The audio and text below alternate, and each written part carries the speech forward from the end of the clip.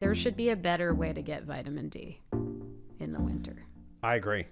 Make a product. Make a vitamin D product. Okay. Sure will. That's my next big venture. A new form of vitamin D. A new vitamin D product. We call it the sun.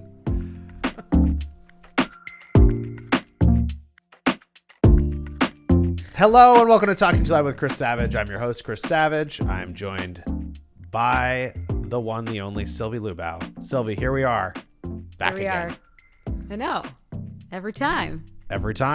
And we have another exciting episode today. We have an interview with April Dunford, who is a positioning consultant, speaker, and the author of Obviously Awesome. Which she is. She is obviously awesome, and she's a great guest. She's a great speaker, a great writer. So really excited to have her on the show today talking about positioning, what it is, how to do it, when it works well, when it doesn't, when people take it for granted, why it's important B2C versus B2B. Like, we covered a lot of ground there. It's a good one. We really did. It's comprehensive. Sure did. Oh, very comprehensive. We both had a weird pause. It's not. We'll leave it in. It's not weird. Actually, extend the pause. When I listen back to this episode, I want the pause to go long enough that someone's like, is this thing broken?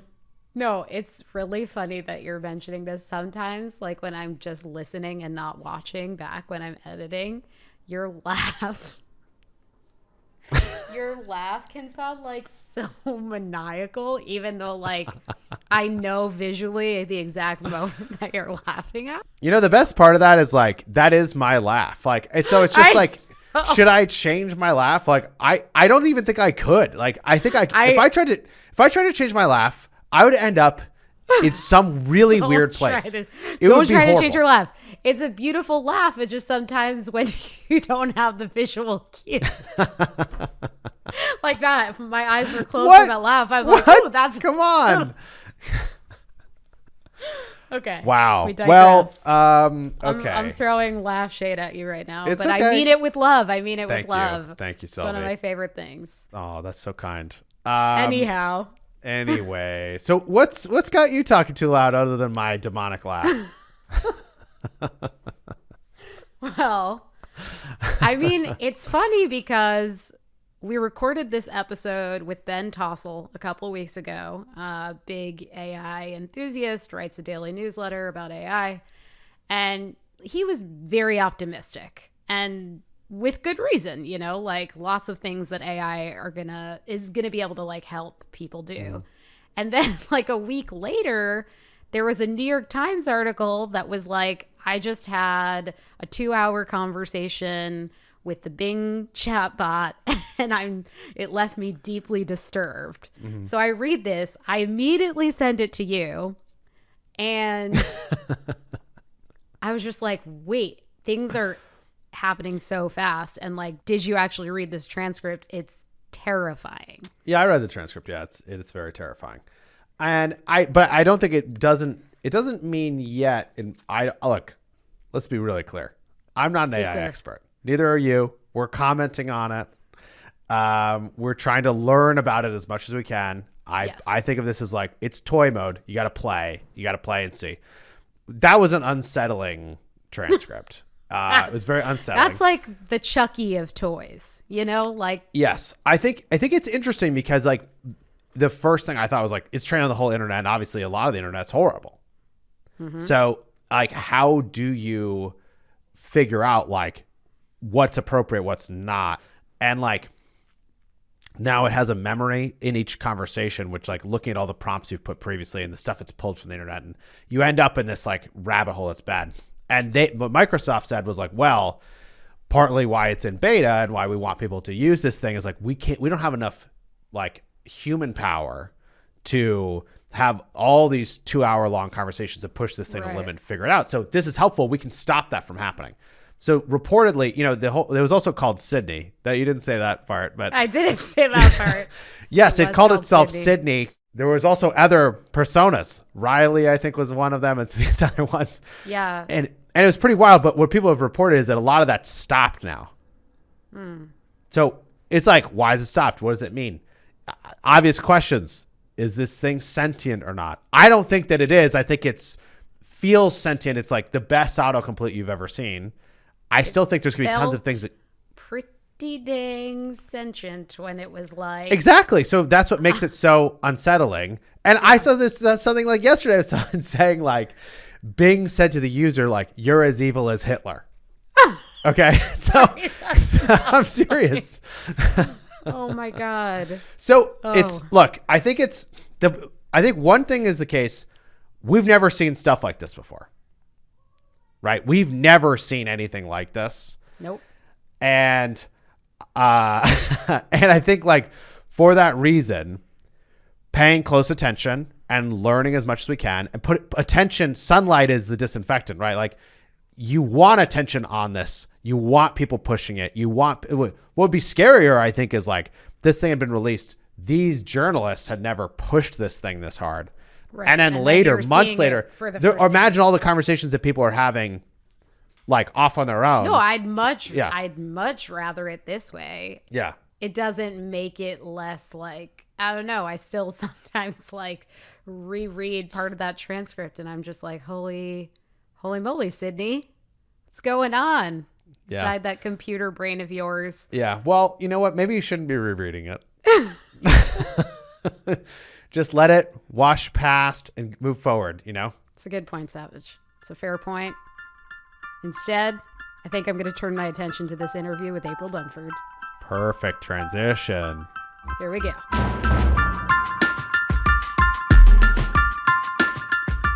All right. Here we are. April, great to see you. It's good to see you too. It's great to have you on the show. Last time we hung out was at Business of Software at an in-person conference. That was pretty wild. I love Business of Software. It's one of my favorite conferences. Like shout out to Business of Software. But the crowd is good. Like the crowd, everybody's super smart, but they're also super friendly. Like that conference has a vibe. It does have a vibe, but you were one of those people who was like, in every talk, you were like cheerleading people on. I remember talking to you about that. You were like all smiles. There's a lot of engineers at that conference, and there's a lot of people just like on their laptops, just like cranking away. And I remember like, wow, April's just smiling so much. This is so great. You know what? My job, if I'm not on stage, my job is to be a great audience person for the speaker that is on stage. So it's like they said something good, and I'm like, you go, you. Yeah, but it's amazing. It's amazing how that matters, though, right? Like in real time in your brain, you're up there and you're looking out, and it's like there's April, and she is smiling and she's clapping, and you're like, wow. Everybody needs an April. Everyone needs an April. This is literally my job. I'm glad you appreciate that because I know other people that do it for me, and I love it. Like as a speaker, you don't think about that. Like if non-speakers, I think they don't think about what's your job as an audience participant person. Yeah. But I think if I'm in the audience or whatever, I should be like the best audience member. Like I'm like almost competitive about it. It's amazing. All right. Well, we have to start the show with a question we always ask, which is April. We always ask April this whenever she's here or any guest. What's got you talking too loud right now? What are you excited about? What are you fired up about? So I'm doing a lot of deep thinking and I'm actually doing a bunch of writing right now around sales pitches. I'm talking too loud about sales pitches, which is hilarious because I'm a marketer by background, not really kind of a salesperson, but I'm really thinking a lot about like positioning is my jam, right? So I'm a positioning expert, but there's this thing about what happens to your positioning when it makes the jump from marketing to sales. And I'm starting to see very clearly that we have this big issue. Like we do all this thinking on the marketing side about how do we craft the words and the message and make it all perfect or whatever. And then the prospect comes in and they move along and then they click on that button that says, give me a demo. Mm-hmm. And they get over to sales and sales does none of that. Like there's no storytelling. There's no whatever. They're like, here's how you log in. Here's a menu. Here's a menu. Here's a menu. And we're getting this like, not everybody, right? But a lot of the companies, what we're giving them is like a product walkthrough and we're not trying to do anything. Like we're not positioning, we're not storytelling, we're not doing anything. We're like, you figure it out, buddy. I'm just going to show you all the stuff, clickety, click, click, click, and you figure it out. And I think that's a massive missed opportunity. So right now that's the thing that's got me talking to that. That's a big topic. A huge topic. It's a big topic. And it's interesting because as you're saying that, it was making me think even just about incentive structures. And like, I think sometimes people think of sales as like quota. Well, you have a quota, so you'll just figure it out, right? And if you're either good at figuring it out or not, which is insane, because obviously, especially in the world we're in today, where people want to do more research before they sign up for something, they want to experience it, they want to touch it, they want to think about it. Like it's harder to get into that conversation. So if you're in there and just leaving it willy-nilly, that seems crazy. Which gets me back to positioning. So can you explain to our audience, for someone who hasn't done this or could do this a lot better, what is good positioning? What is it? How do you do it? Right. So here's the way I think about it. Like people get positioning confused with like messaging or branding or, even copywriting, or a lot of people, like, it's amazing to me how many people think positioning is we're coming up with a tagline. That's what we're doing. And I don't see it like that at all. Like, positioning is the inputs to all that stuff. Like, if you came to me and said, write a tagline, I'd be like, okay, well, who's your target customer and what's your value proposition and what market are you in? And like, there's all this stuff I got to know. So positioning defines how your product is the best in the world at delivering some value that a well-defined set of customers really cares a lot about. So it defines who's my competitor, how am I different, what is the value that I can deliver that no one else can, what are the kind of companies I'm trying to sell to because they're a really good fit for my stuff, and therefore, what's the market I'm going to win. It's all the stuff you need to know before you're making marketing campaigns, before you're writing your messaging, before you're figuring out what the brand needs to convey and all that other stuff. So that's how I define positioning. So obviously what you just said it doesn't sound super hard, but it obviously is. And so many people miss it. Like they miss the fact that like the impact that the position is going to have, right? Like someone's quickly looking across, different products in a category and they can't tell why you're different. Right. Or they don't understand even what makes you unique because they're not spending much time on it. Yeah. How would somebody know if they have good positioning or not? Like what are the signals? What are the signs that people should look for? Like, well, so I'll tell you what I used to do back when I was the in-house VP marketing. So this is what I would do. So you hire me, I'm the brand new VP marketing. I come in and all anybody wants me to do is smash my foot on the lead generation gas, man, get that revenue number going up like this. But me, as the head of marketing, I'm like, well, I don't actually want to start blowing my brains out on campaigns and things until I'm sure that the positioning's good, because otherwise I'm throwing a bunch of stuff into the leaky bucket. So what I would do, and again, you got to factor in here my background, which is all B2B, and not just B2B, but B2B with a salesperson involved. I would wander over to sales.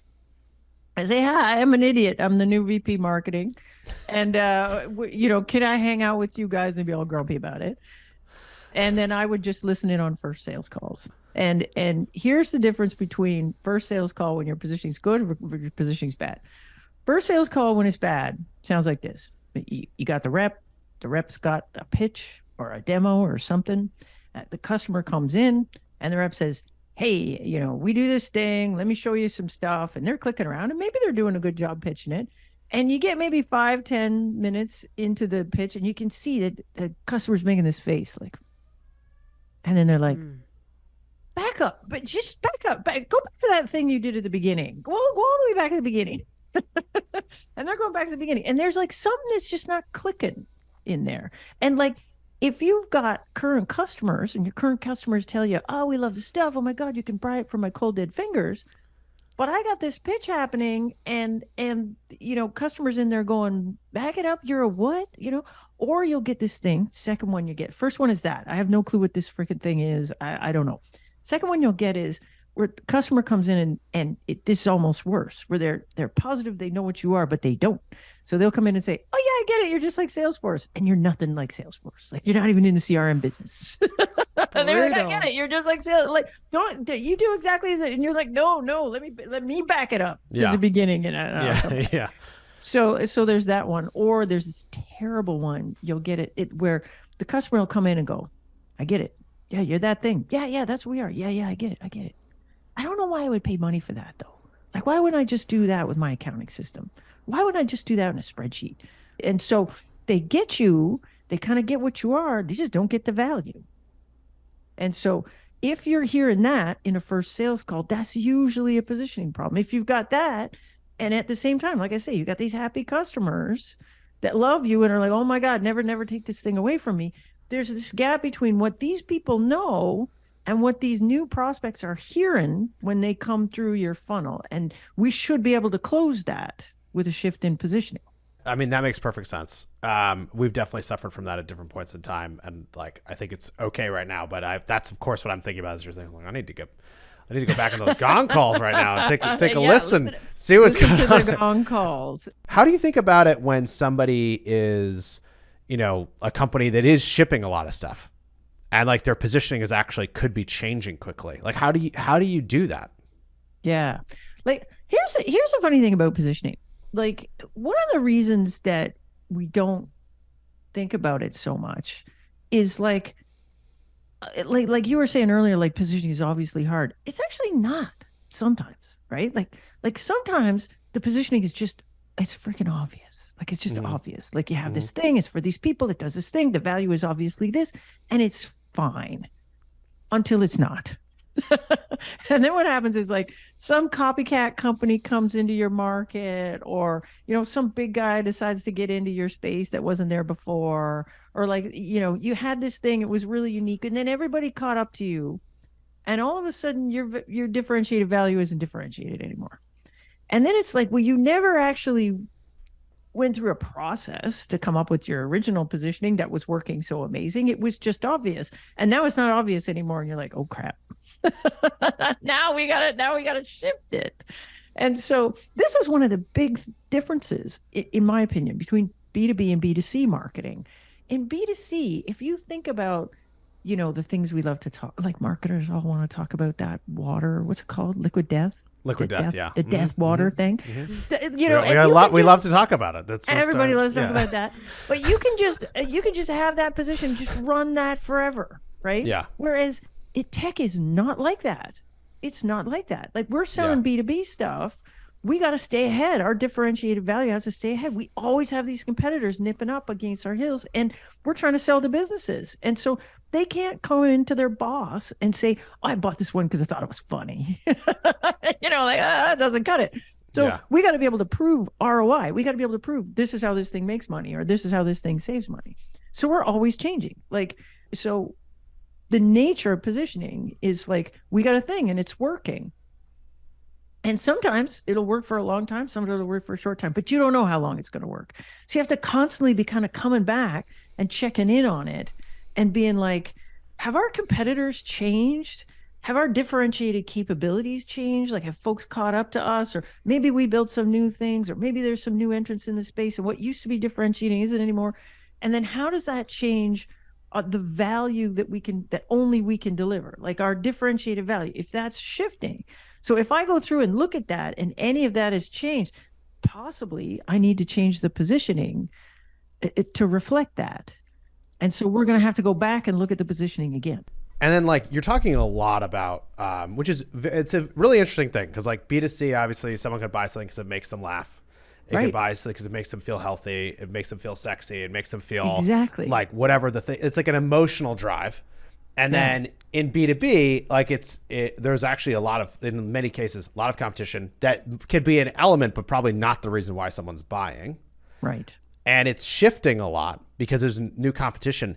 How do you know if you should position against new competition or not? And like, because as you're talking about that, like I'm thinking about the proliferation of startups in the last few years. I'm thinking about right now with AI stuff, and like there's a million new things coming out all the time. And then I'm also thinking about this like B2C versus B2B thing in terms of not that B2C purchasing is irrational. It's rational. But the B2B is almost funny that there's more competition because like Liquid Death, to stay on that, like they could compete with Spindrift or Water or Gatorade. There's like a million competitors. Right. And yet their positioning feels like it can stay the same. And then over in B2B land, sometimes there's like a hot area might have 4 real competitors in it. But you really have, if you're not positioning properly, it can fall. Why is that? How do you think about all of this?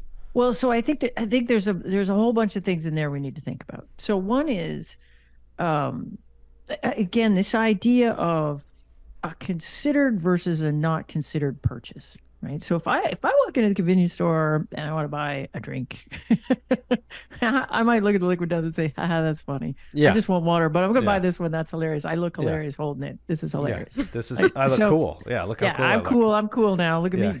Yeah. I've got a I skull don't on care here. about death. Yeah. Yeah. So yeah. So whereas, and that's what we would call an unconsidered purchase, right? So Yeah. I go in, I didn't think about it too much.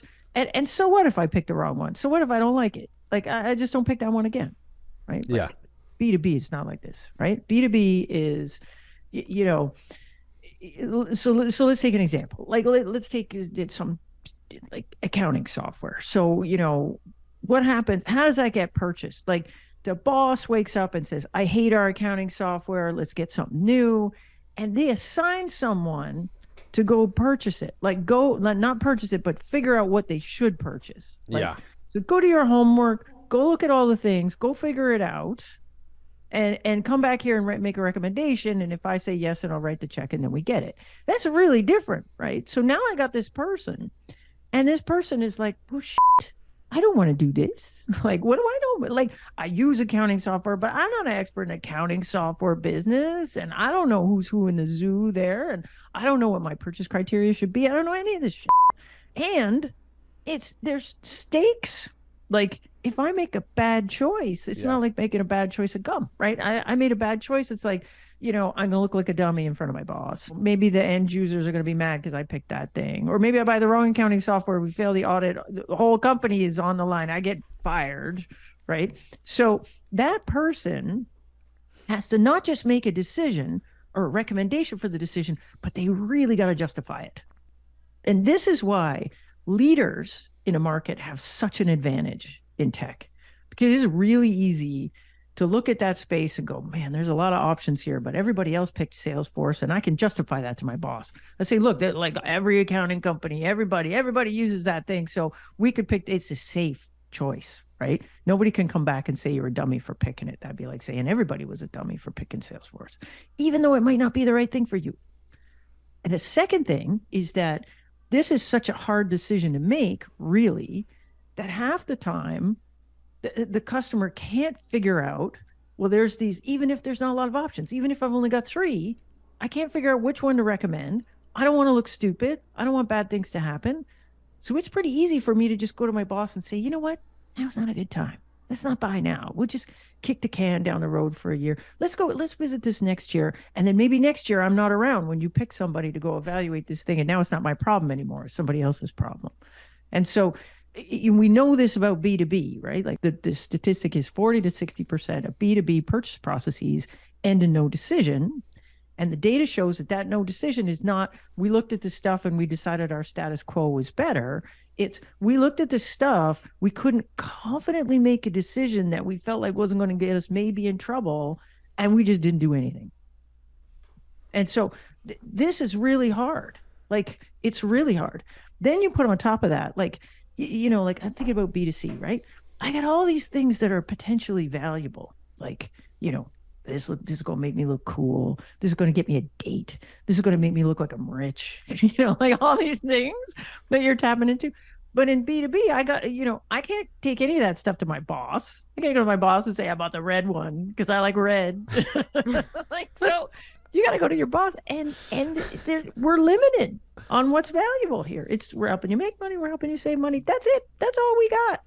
And so in order to maintain our differentiation, like if we're all saying, oh, we're going to help you save money, well, then the question is, well, how and how much? And because you're all saying the same thing. So because we don't have that many options, it's harder to differentiate. That's a very complete answer. You've hit the nail on the head there. And I think it's an interesting challenge, and it obviously is incredibly important to get the positioning right. It also, as you were talking, really made me think about product-led growth like PLG and getting people in started for free. So they're not even thinking about that. I'm wondering your take on that, kind of like the spectrum from PLG starting free to like enterprise. Is that the case? Like the positioning is like, is there more wiggle room on the PLG, or do you think so if a lot of it depends on the nature of the product, right? Yeah. Like, so there's lots of products that, in the land that the PLG motion, we just can't do it at the beginning. Yeah. But for the ones where you can, like if there's an ability to do it, it is a way to sort of get out of this bake-off thing. And particularly if it's things that people collaborate on. So if one person starts using it, then everybody has to start using it. Like, that's pretty cool. And if you can, get those folks in, like, just, yes, I know you want to do your due diligence or whatever, but just try it out, and if you happen to be the first one in there, maybe you got a chance to circumnavigate, or, just short circuit that whole, like, we got to pick 3 and then we're going to go around. We do all these things. The problem, though, is that as we go up market, it gets harder and harder. Like, as you're saying that, that's what I was gonna, like, our experience is people will start for free and they'll use it and they'll make some videos and they'll edit some videos, they'll host some videos. But then if you get to a place where it's like there's a lot of people doing that in the org, or there's a lot of content, the way that they're buying at that moment or upgrading to a much larger plan or something, that they are checking against the competition. The positioning matters a lot. Because now purchasing's involved. Now legal's involved. Now, the CFO's out there going, and sometimes you'll have this regulatory stuff, and sometimes you're just not allowed to muck around with things at a big company, right? Like you actually can't just slap the plastic and try it out and whatever. Like, you got to go through all this stuff. So it's funny, like, a lot of the companies that we talk about as, like, the big case studies for product-led growth, we're now seeing those companies move up market and bringing in a sales motion because they gotta. But I still think that there's a lot of value for certain kinds of buyers and certain kind of products to just get to people in there, like, just get them in there mucking around with it, because it's way easier to feel the value and experience the value than it is to just talking about it. And so if I can get you in there and have you experience it, great. And so I think there's a lot of positioning stuff that matters in product-led growth, like, because now I don't have a sales rep to position it. Yes. Not that the sales reps are generally doing a good job of positioning, but I don't have the copy on the site and in the product too. Like, really matters. Yeah. So what are they doing first, and how do we move them along, and how do we make sure they understand the differentiated value here and they get it, and do that in a way that, that isn't like the sales rep just shows up and says, hey, we're really good at this, and nobody else is. The product's got to do that. Why is simple stuff so hard sometimes? Oh my gosh. Like, right. Like, that's the thing that drives people crazy about positioning. I think, like, a lot of founders that I talk to, they're like, we never thought about any of this for like 5 years and everything was great. And then, these other guys got in our space and now everything's and it seemed so easy the first time because it was obvious. It was just, we fell into it and it was perfect and it just worked, and now it's broken. And so, and that is super common, and then now it's broken. Now we got to think about it. Now we actually got to do it deliberately. Now we actually got to sit down and, like, do the thing and figure it out. So, it feels easy because frankly, sometimes it is. Like, sometimes it's just obvious, but when it's hard, it's really hard. I mean, as you're saying, it's like, well, we could write the thing right now for somebody, literally write the text in a few minutes for some business that we think is, like, poorly positioned, but them actually instituting it, getting it on the site, training folks on it, understanding the why, like the rolling out of the stuff, then updating it as things are changing. And I think a lot of it, look, when do you need to shift it? Because, like, you can have new competition that nobody knows about yet, but you know about them. Yeah. You asked me about that before and I didn't answer that. Well, so first, there's this concept you got to understand about positioning is that it changes. And so what we have in startups is we got the vision, right? Like, this is the thing we're going to be 10 years from now. They all singing, all dancing. We got a product roadmap and a bunch of things. And this is what we're going to be. And if we're raising money, this is the thing we sold to VCs, right? Like, we're going to do this thing. It's going to be amazing. And then we got what we are right now. And it ain't that. And then there's a strategy to get from here to here. Like, we'll build this new thing, and then we'll have this, and then we'll build another thing, and then we'll have this, and then in the future we'll be this all singing, all dancing thing. So you have this series of positions in the market. Like, first we're positioned as this, then we're going to have this thing, then we're going to be positioned as that, then we'll be this, then we'll be that. So the positioning is changing over time. So when do we know how to change it? So there's a handful of things. So at each step, what your positioning does, it's the best possible story that answers the question, why pick us over the other guys right now? Right?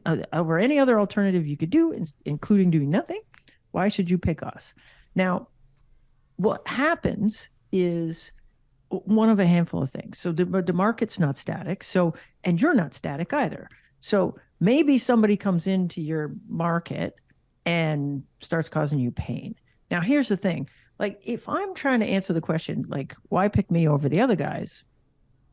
If some competitor shows up that, yeah, I saw their press release. Yeah, I Googled the thing. Yeah, they raised a bunch of money. Yeah, whatever.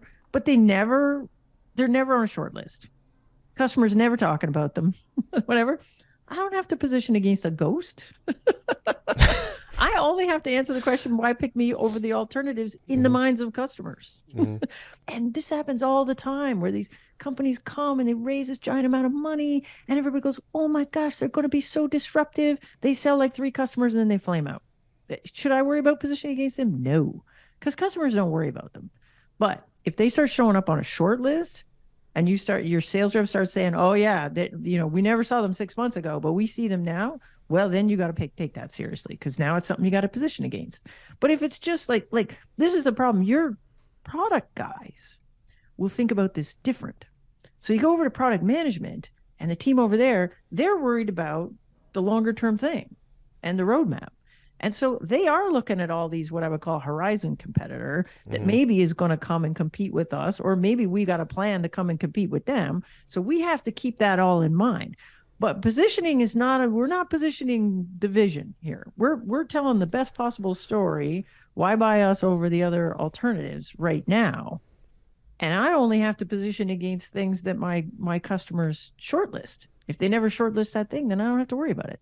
I worry about it when it starts coming up. We'll worry about it then. What you just said is so valuable to folks to really hear and like understand, because I feel like there's so often I talk to other entrepreneurs and they're really worried about competition. Like, right. I've never heard of their competition. Like, most people probably never have heard of it. They are scouring the internet looking for all the people who could compete with them, but like their customer has no idea, but they overly worry about it. And that difference between, hey, product roadmap long-term, where are we going to be versus what are we saying right now? Yeah. Is actually really powerful, because it's so easy to say like, all right, this is for today, for this month, for this week, like this is what it needs to be. And if things markedly change next month, we should ask ourselves if we need to change our positioning in that light, right? That's a really powerful idea. That's it. Like, that's it. Like, so I used to have an old boss at IBM. He's just like this old guy. And he used to go, we can only sell what's on the truck. He used to always talk about this. But it's funny. He was like, we can only sell what's on the truck. And what he meant is that, like when we're talking to the investment community, we're talking about all this vision and all this stuff and whatever. But we got to be careful about not getting too far over our skis and trying to sell stuff that isn't there. At the same time, like, again, different people will worry about different things. So sometimes you'll have the founder will start getting worried about a competitor that actually doesn't compete with them over on sales. They're not worried about, but they'll get worried about it because, especially if you're raising money, because the investors will be like, oh, well, so-and-so is going to be in this space and they're going to wipe you out. And what are you going to do about them? And blah, blah. But again, that's like a future thing, right? And so the founders will get worried. You'll have the product people because they're thinking about the roadmap. So they'll be tracking all these horizon competitors. So they think we'll have to position against that when we don't. And then the marketers get worried about whoever's blowing their brains out on marketing paid. So they'll be like, oh, you got to watch out for those guys. They're everywhere. And sometimes I get super stressed out about it. Like, I've had it where my team comes to me and says, like, they're killing us out there. Oh my gosh, they're everywhere. And you walk over to sales and they're like, nope, they don't get shortlisted in any deals. Like, there's no business happening over there. And so we gotta like keep our blinders on and be like, deal with the reality in the market today, as opposed to the hype that's happening all around us. It's like, I only have to worry about selling what's on the truck against whoever my customers are seriously considering. That's it. We've talked about I mean, there's so much gold in everything you've just said. Is there an example company that you think like people should look at that is doing this really, like that you look at that you think like, yeah, they're on it. Like they're so on top of changing, updating, like that we can all learn from? Well, so here's the thing. Like really great positioning feels obvious. Like you're like it couldn't be anything else. And only if you were involved in making the sausage do you know how hard it is. Yeah. So I'll give you an example that one of my favorite clients right now is this company in the Valley called Postman. And so they have an API development platform. It is obviously what they are, an API development platform. But let me tell you, that was not obvious at the beginning because that's not where they started out. So what they started out with, they started out as kind of a testing tool for APIs and a free thing. And the thing took off. It was free. It was open source. And then they started thinking about, well, how could we build this out? And eventually they evolved this philosophy of like, hey, you know what? If we really believe that software is going to eat the world, how does that happen? Like, and a key part of how that actually happens is all the software needs to work with each other. Like APIs are actually a really big deal if you lean back and think about it. And they didn't used to be. They used to be kind of an afterthought. Like we build our product and somebody wants to do something with it. Yeah, let's build the API. We'll do that afterwards, right? And so it was like an afterthought. And so if you look at the way those APIs got built, they had one tool for testing, one tool for designing the API, one tool for testing the API, another one for documenting the API, another one for actually distributing the API. And that's a recipe for software right there, because we got all these different teams using this thing. It doesn't make the jump pass. So what we're getting are these buggy, inconsistent, poorly documented, hard to consume APIs. And so if we really wanted to fix this, we'd have a platform where everybody across the whole life cycle of an API was working in the same platform. Design, testing, documentation, distribution, packaging the thing up, customers, it all comes together in this nice thing. So if you look at Postman, like that's the way they describe it now. And they do a really good job of, in my opinion, of talking about that point of view on the world, which is really what they're selling. Like they're selling the platform for APIs, but what they're really selling you is like APIs are important. And if you think that, if you believe that, then the only way to fix your API from being terrible is to like have this consistent platform thing across the whole thing. So if you look at the way they actually tell that story, it's really great. Like they're really consistent about it, super consistent about it. And they tell it in 1,000 different ways. So like, the CEO speaks at conferences and he talks about, an API first world and what does that look like? And he's not pitching his stuff. He's pitching his point of view, right? Like APIs are going to eat the world. APIs are super important. It's the first thing you should think about. And then he has all these examples of companies that are only an API and that's all they are and things like that. And then they've done some, what I think is pretty creative stuff, because their buyers are techie people. And so, at one point they built a comic book. So they got a graphic novel if you go on their homepage. And the graphic novel is telling that story. Like here's what we used to do. Here's what's happening. What does and it's this, and they call it API first world or something like that. And the thing is a hugely popular piece of content. And they're blogging about it. They're doing stuff. So I think they've done a really good job. And now people look at it and they're like, well, what else could they be? And it's like, oh man, like when they were first having conversations with the analysts are like, so you're a gateway. I was like, no, man, that's not what we are. And they'd be like, well, we don't know what category to put you in, because there's testing tools and there's documentation tools. And then there's ways you distribute the thing. And nobody was thinking that this stuff should come together. That's awesome. And I just checked that out as you were saying it. And like, it does look, I mean, yeah, like it's exactly what you're saying. And I love that it's the examples too of like the CEO going out and giving talks and the graphic novel and the copy on the site. And, I'm sure the sales team and everybody is like using the same language. Right.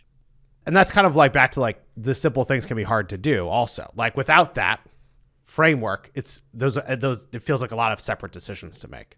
Well, this brings me back to the thing I'm talking about too loud right now, which is like it's one thing to have the positioning, right? So the positioning for Postman is we're a platform for APIs. And the value we deliver is we make it really easy for everyone to collaborate. So the API is really high quality. You're going to do better job of servicing your customers. All the things you want of the API are going to be better. That's the value prop. Now, if I just stop there, that's one thing, right? But like, how does sales pitch that? And that's the issue we're having is the positioning doesn't make the jump to sales. And what sales needs to do is tell the story. Like sales needs to be able to say, look, they need to be able to do that. Hey, APIs never used to be important, and now they are super important. And look, you're using all these separate tools to do this thing. And what's the result? The buggy, crappy, awful, hard to consume APIs. And so, right now you've got a separate tool for this, separate tool for this, separate tool for this. So, if we really wanted to fix this problem, we need a thing that brings them all together. And so that's the storytelling piece of stuff, that piece of the thing that goes over top of positioning. That's how we get sales involved in this thing. It's not just enough to do the positioning. We got to take the positioning and translate it to a story, and a story that anyone on your sales team could say, look, let me walk you through it. Right. And that story does a really good job of painting the picture of the whole market. Oh, there's all these siloed tools, and here's why you don't want to use them, because that's the alternative to Postman. And here's why you need to do us. So the story itself answers the question, like, why pick us over the thing you're doing right now? Love that. And I mean, yeah, it's, that's also where the emotion comes back in too, of like, what's in that story? Like, what's the story arc? Like, what's the hook? Why do people need to care? What's the change? What's the thing that's going to get them like brought in so they can understand, like, hey, this is where the world's going. And if it's an afterthought in this case, like, it's not going to work. That's right. April, thank you so much for coming on the show. There's so many good things in here for people to take away and learn and reflect on. I really appreciate it. Well, thanks for having me. It was fun to hang. I'm sorry we don't have more time. And where can people best connect with you online? Like, where should they search you out? Yeah. So, my website's aprildunford.com. And so I got some stuff there. I'm going through a little phase right now where I'm like, social media. Okay. But I'm trying to work my way out of that. But I totally work your way totally out. I'm trying to like be more thoughtful about what I do on social media. Nice. And so I'm doing a little bit of stuff on LinkedIn. I never used to pay attention to LinkedIn. Now I'm doing a little bit of stuff on LinkedIn, so you can find me there. And I used to have this really intelligent, super engaged following on Twitter, and that's just gone away. I don't know. Like, it's been that's really happened rapid. To me too. It's really rapid change. It's Twitter. For me. It's not you guys. Yeah, no, it's amazing, right? Like things that, like, the engagement is just falling off a cliff to the point where, and then there's so much garbage in my timeline that I'm like, what am I doing here? This is yeah. LinkedIn has become that place for me, right? And I really didn't want it to be. Let me be clear. I did not. Well, I was like, I hated LinkedIn for a long time. I think I was like late to the game on LinkedIn. It was not improperly positioned. Let me tell you. I was very late to LinkedIn too. I was like, I'm going to ignore this for as long as I possibly can. But time has come. It can no longer be ignored. I love how April can just go on a topic. She gets so passionate. She starts swearing. And she just starts like dropping bombs of knowledge. And like in this interview, every time April kept going, I get a message from you. It's like, oh, this is sick. And then like 5 minutes later, April goes like, this is amazing too. This is amazing. Whenever you do your impression of me, I don't know what to think of myself. But that's my impression for everyone. For everyone. Okay, good. That's good. I have a demonic laugh, as we established earlier. Right. And that's my impression of people. That's your impression voice. Well, what I like about April's style. Do you want me to change my impression of you? Is that what you want? No. We'll work on that later. Okay. I'll give you some tips. What I like about April's style is that she uses a lot of examples. And sometimes I think with messaging, with positioning, with product strategy, like some of the concepts feel kind of abstract, especially to someone who's not living and breathing B2B. And so when she was like digging into like, here's what happens on a sales call when the positioning is not good. And she goes, boom, boom, boom. It clicks for me. And I'm like, yeah, of course you'd want that positioning as your foundation. And of course you'd want the people who are selling the product to be cognizant of that same foundation and to be able to tell that story. So that's why I was like, this is good. Yeah. Well, it's also just like the ongoing nature of it is something that I think is really easy to miss. Because when she said really great positioning, sometimes it just feels natural. Mm-hmm. You know, a lot of us who get traction, I think like you end up with the right positioning at the right moment. And then what happens when the market changes? And she's saying when the market changes, when there's a viable other competitor that people are thinking about in your customer's mind, like you need to change your positioning most likely, unless they've done horrible positioning themselves. And so it's like an interesting thing because in a world where there's like not a lot of competition happening and you have things connecting, you might never be thinking about it. And if there's a world where there is a lot of competition or what you're doing is changing a lot, you actually have to be thinking a lot about what your message is and what's going to resonate. And the difference can be huge because if people understand the unique differentiator, suddenly they have no trouble buying. They can motivate them to do that. But if they don't, they can be stuck in that place of not making a decision or they can go with a competitor. So it really is something that's super important and it's easy to miss. But when you miss, it's painful. So I do love those examples that she gave. And it definitely got me thinking about a lot of stuff that we're doing. Which is great and helpful. Like that's one of the most fun things about doing this show, right? Is like chatting with folks. Right. And, like you're thinking about what's happening at Wistia and you're taking what you're learning on the show. You're putting those things together. They're putting them together. Yes. That's what I was. Yeah. For those listening, Sylvie took her hands, put them over her head like they were going together. Like I was putting them together. Like I was putting them together into some kind of snow hat. Oh. Yes. Sure. Yes. Sure. I think the other thing that is interesting about positioning being fluid and like changing as product changes, as you ship more, is also that like she was saying, you also have to be super present. And so whatever kind of stage you're in right now, that's what you're selling to the customer. So I don't know. It's all very like temporal. And the different parts of the business are going to be in different stages. Right. And like the positioning is like what's on the website and what the messaging is. And that's going to be different than where you're going. Not the horizon competitive. Yes. Right. It was good stuff. That's it. I mean, it got my brain. Got the brain going. Got the brain going there. Always good to get the brain going. Well, if you'd like to get the brain going even more, please subscribe to Talking Too Loud wherever you listen to podcasts, wherever you watch podcasts. Means a lot if you subscribe and rate the show. You can follow and find Sylvie and myself on both Twitter, but a lot more LinkedIn these days. And if you have feedback for us, you can always email us at ttlpod@wistia.com. Thank you for listening. Thank you for watching. We appreciate you. Take it easy out there, you loud talkers.